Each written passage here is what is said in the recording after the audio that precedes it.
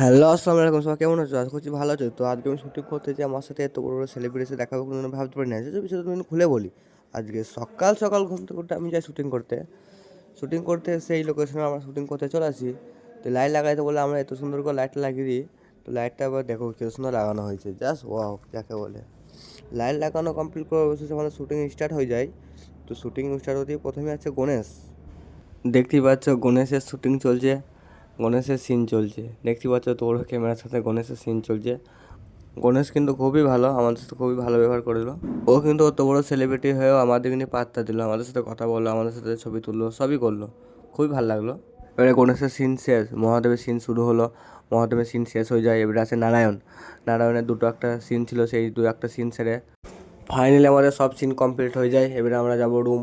তো রুমের দিকে রওনা দিতে যেয়ে তো একটা গেটের সাথে দেখা হবে কোনো ভাবতে পারি নাই। তারপর গেট দেখা করে একটা বড় ঝর্ণার সাথে দেখা হয়ে গেলো। তো আজকে ভিডিওটা এইটুকুই, দেখা হচ্ছে পরের ভিডিওতে। টাটা বাই বাই, সবাই ভালো থাকবে।